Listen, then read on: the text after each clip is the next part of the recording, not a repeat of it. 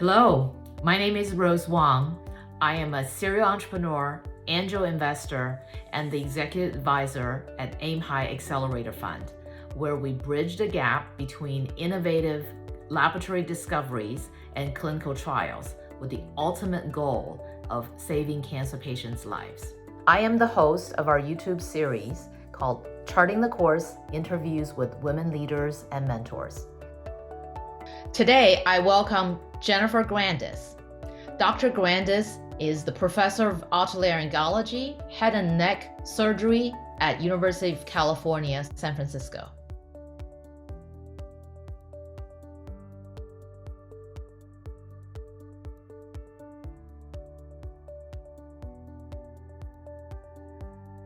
I grew up in a family that valued education. My great-grandparents were Jewish immigrants, from Eastern Europe to Manhattan.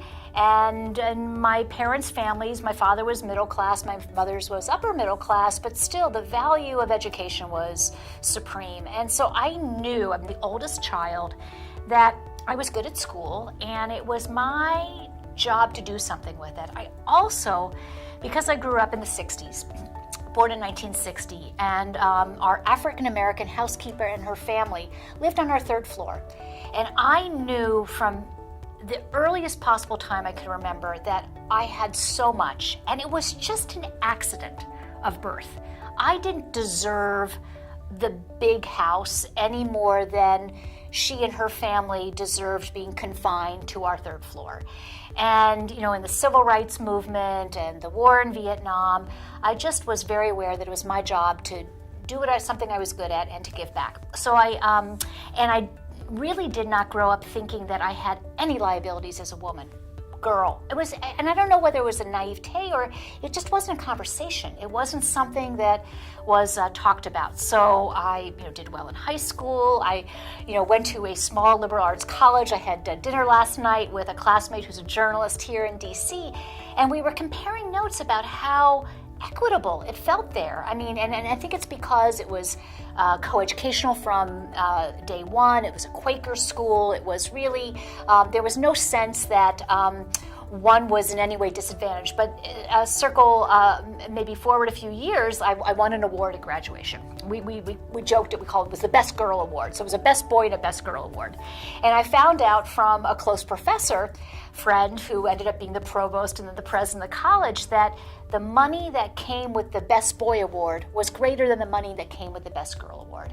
And I thought, oh my goodness. And had I known it at the time, it would have struck me.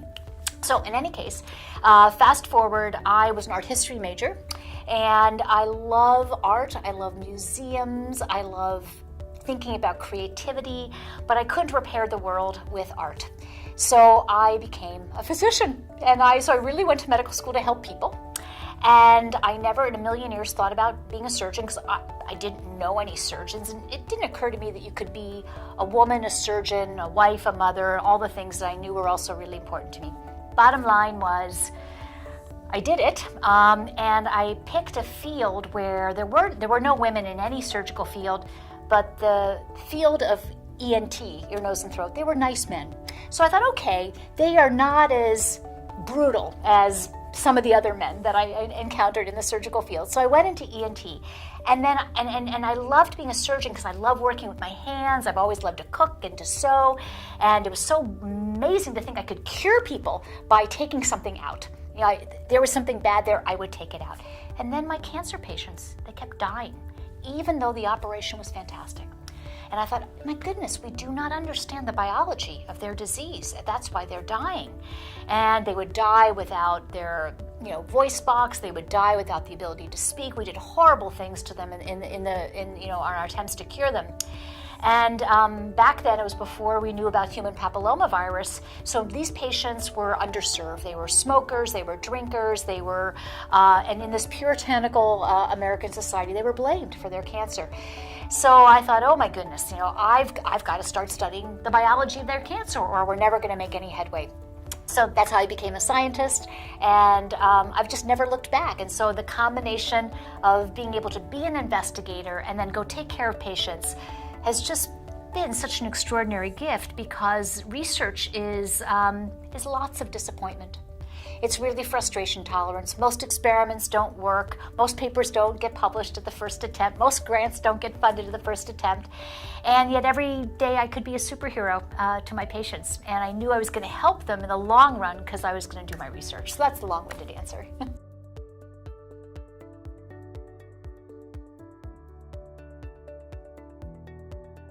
First of all, there are so few women leaders.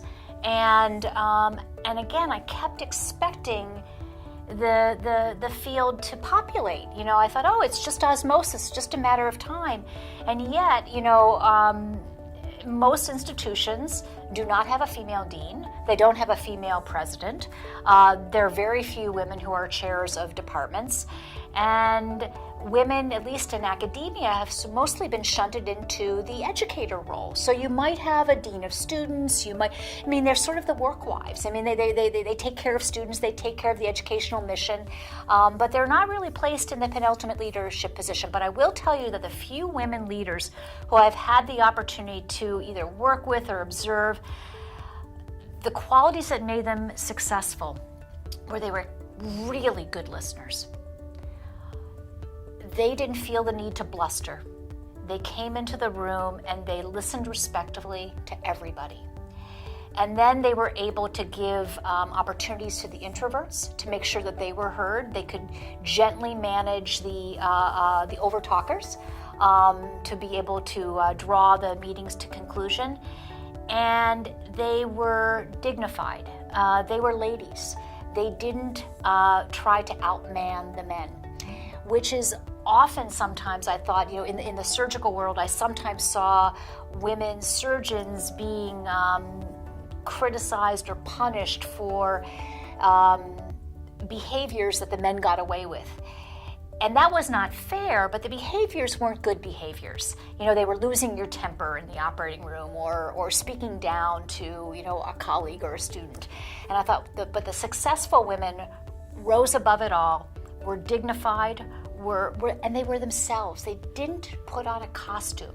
They came into the room and said, I know who I am, and I'm gonna be myself, and I'm gonna make this work. It's not always easy, but those are the women who I think have been by far the most successful in what continues to be a fairly male-dominated world.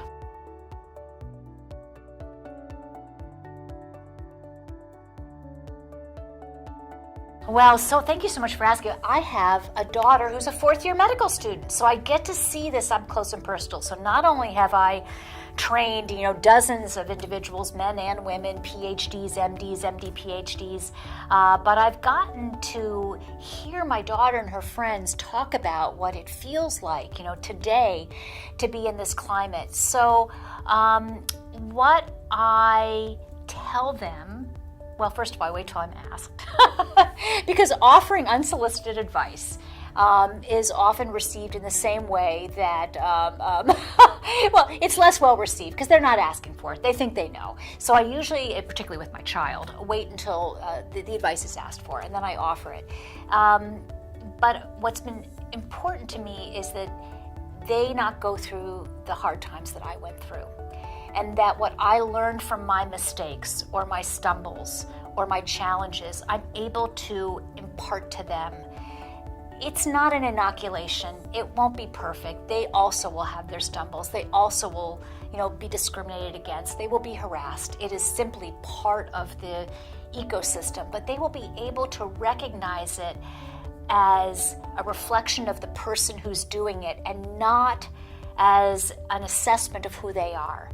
And that is hard. That's hard because the first time you're denigrated or you bring your full self and you know there's nothing wrong with you, but the person experiencing you is not as secure as you are. Oh, maybe they're not as talented as you are. And that by itself is uncomfortable. And when they have power over you, it can be lethal, you know, for your career. But you have to recognize that it's about them, not about you. And you dig deep and you find a way to move on, always with honesty and dignity.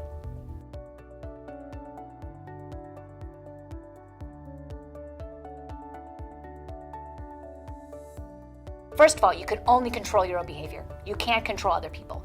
So things will happen to you. I mean, we live in this, complex world where we collide with each other, we collide with people we don't know. They bring themselves, you bring yourself. So when you experience something that's uncomfortable, it'll either be, explicitly uncomfortable, it'll be implicitly uncomfortable. Take a deep breath and process it. Reacting emotively in the moment is rarely helpful to you or to the situation. And then find the helpers. Find the people that you trust and talk about it. Say, hey, this happened to me yesterday or today. What do you think about that?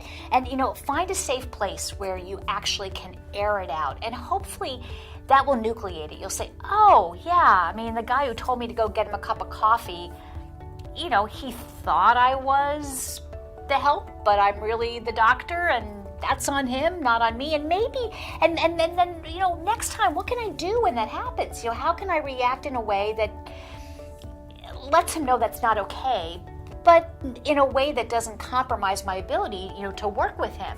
And so you can role play. What are the kinds of things you can say? I said, so I heard some ideas. I think I mentioned I did this study and I interviewed over 100 people, equal numbers of men and women.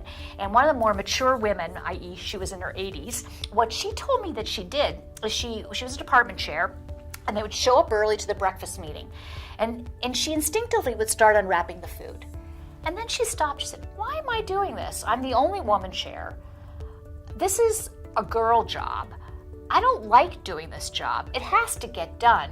So what she started doing is she would not go until she knew there was another man in the room. And she would walk in and she'd say, hey, so-and-so, come over here. Help me unwrap this food. She would normalize the behavior so it wasn't gendered. Another person, and I've done this myself, I've been in groups where I'm the only woman and it's a small group and somebody's supposed to be the note taker, and everybody looks at the woman and you can say, I understand why you're looking at me, but let's try something different. Why don't you start by taking the notes? So you can do it in a gentle way that doesn't make someone feel ashamed, for asking you. But I think there are tricks. And so at the end of the day, when something really terrible happens to you, there has to be an institutional resolution. You can't allow egregious behavior. There are lines that get crossed, and you have to understand where your own comfort zone is. At some point, the comfort zone has been breached, and it's never okay just to live with the consequences of that breach.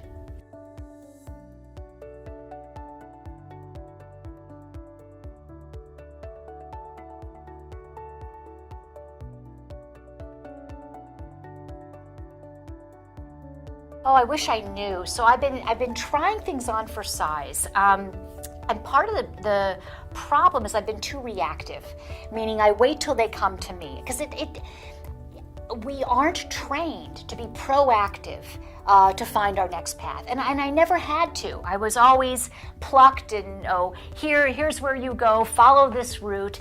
And then I get to the pinnacle and it's not working for me. Whatever I was supposed to do, this was it. I'm like, this is not satisfying enough. I'm really not in a position here where I feel like I'm using my full talent, nor do I feel like I'm bringing value to society in the way I want to bring it. So I spent the last so COVID has been useful. Number one, it allowed me to really analyze the data from my study and write these papers. And I actually have a book, and I'm in the process of, because the book really compiles all the stories, all the human stories that I heard, which you can't put in a scientific article. And so hoping to find an agent and a publisher to get that out. But I've been reactive. I've been, a headhunter finds you, somebody nominated you for this, and would you be willing to be considered? And so I've looked at various different positions, and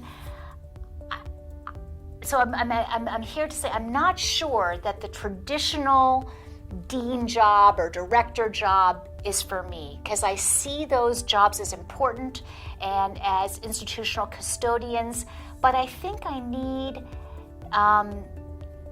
to have more opportunity to be creative, to really be comfortable saying what is working and what isn't working, and not be in a position where I'm so constrained that I have to worry about being likable all the time to all people, because I think that just is not going to allow me to bring value in the way that I want to bring. So the one thing I do know is that my family is really happy in the Bay Area. So as I've explored living in different parts of the country, I've realized, I don't want to live by myself. I have this amazing husband. I'm so lucky that I found him, that he married me, and we have these 2 grown children who now are in the Bay Area. So I think I'm just open to opportunities that won't have me sitting on an airplane every week going back and forth somewhere.